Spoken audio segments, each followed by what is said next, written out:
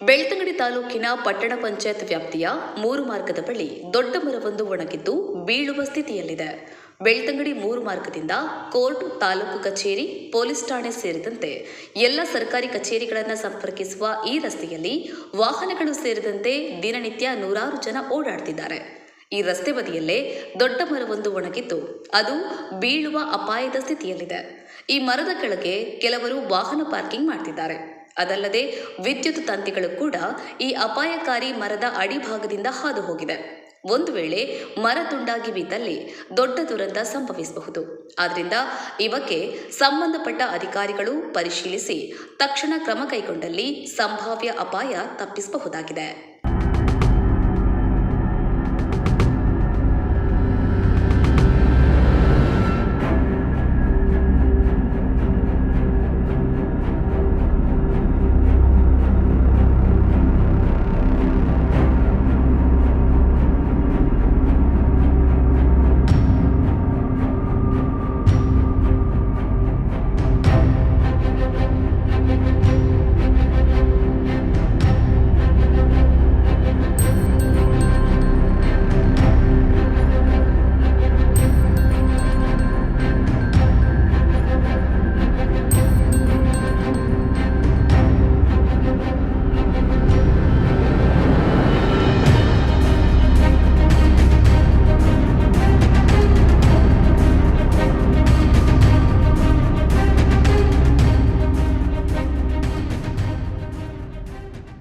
ಹೆಚ್ಚಿನ news ಅಪ್ಡೇಟ್ಗಾಗಿ Prajaprakash news YouTube channel ಅನ್ನು subscribe ಮಾಡಿ ಮತ್ತು ಬೆಲ್ ಬಟನ್ ಕ್ಲಿಕ್ ಮಾಡಿ.